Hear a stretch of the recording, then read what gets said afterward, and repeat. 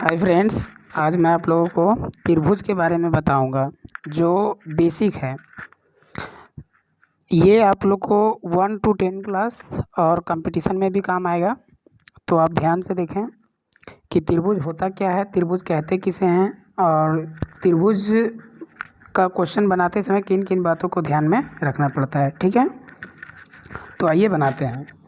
तो सबसे पहले तो आप देखेंगे कि त्रिभुज का आकृति ऐसे बनता है कुछ। त्रिभुज की आकृति कुछ ऐसे बनता है ना। ये एक त्रिभुज है जिसमें ए बी सी, ये तो 3 इसका शीर्ष कहलाता है ना। त्रिभुज में 3 शीर्ष होते हैं, ए बी और सी, ये क्या कहलाते हैं? शीर्ष कहलाते हैं। ठीक है, और 3 इसके भुजा होते हैं, 1 2 3, और इसमें 3 कोण भी होते हैं, 1 2 3। ठीक है, सबसे पहले तो त्रिभुज का आप लोग आकृति देख लिए कि ये क्या है? त्रिभुज है जिसमें 3 शीर्ष होता है, 3 भुजा होता है और 3 कोण होता है। ठीक है, यदि आपसे कोई इसकी परिभाषा पूछे तो आप क्या बताएंगे?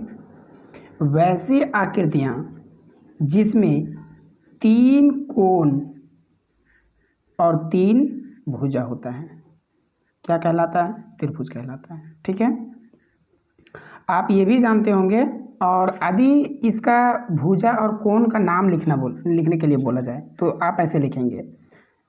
कोण, कोण में आप लिखेंगे कोण नंबर ए, कोण नंबर बी, कोण नंबर सी। और यदि भुजा की बात किया जाए तो भुजा आप कैसे लिखेंगे? ये ए बी, फिर लिखेंगे बी सी, उसके बाद लिखेंगे ए सी। ठीक है, ये 3 आपका भुजा हो गया। नाम आप चेंज कर सकते हैं, जैसे इस मतलब ए बी को आप लिख सकते हैं बी ए, इसे लिख सकते हैं सी बी, इसे लिख सकते हैं सी ए, कोई दिक्कत नहीं है। मतलब नाम आप चेंज कर सकते हैं। कोण को ऐसे डिनोट किया जाता है। ठीक है, भुजा के ऊपर ऐसे भी लगाया जाता है, ऐसा कोई दिक्कत नहीं है। आप नहीं भी लगा रहे तो कोई दिक्कत नहीं है। आगे आपको ये भी जानना चाहिए कि त्रिभुज के तीनों कोण का योग 180 डिग्री होता है। ये तो आप जानते हैं, बट ये आता कैसे है? तो देखिए, इसे हम प्रूव करके बताते हैं कि त्रिभुज के तीनों कोण का योग कितना होता है? 180 होता है, और एक कोण का मान 60 डिग्री होता है। देखते हैं कैसे। मान लेते हैं तीनों कोण को हम x मान लेते हैं, x। ठीक है, तो लिखेंगे यहाँ तीनों का योग करेंगे तो कितना आना चाहिए? 180 आना चाहिए, है ना। तो x प्लस x बराबर कितना हुआ? 180 हुआ। 180 डिग्री। त्रिभुज के तीनों कोण का योग कितना होता है? 180। अगर तीनों x को जोड़ेंगे तो कितना हो जाएगा? 3x बराबर कितना हुआ? 180 डिग्री। अगर यहाँ से x का वैल्यू निकाले तो कितना हो जाएगा? 180/3 हो जाएगा, जो कितना बार में जाएगा? 60 बार में। 60 डिग्री मतलब x का वैल्यू कितना आ गया? 60। ठीक है, अगर x का वैल्यू 60 आ गया तो अगर x का वैल्यू 60 आ गया तो आप आकृति में देख रहे हैं कि यहाँ पर x है, तो मतलब यहाँ भी कितना हो गया? 60, यहाँ भी कितना हो गया? 60, यहाँ भी कितना हो गया? 60। तो 60 60 120 और 60 कितना हो गया? 180। तो इस प्रकार से आप समझ सकते हैं कि त्रिभुज के तीनों कोण का योग कितना हो जाता है? 180 डिग्री हो जाता है। ठीक है, तो एक बार फिर से हम रिपीट करते हैं, आप ध्यान से समझ लें कि ये कैसी आकृति है? एक त्रिभुज की आकृति है। क्यों है?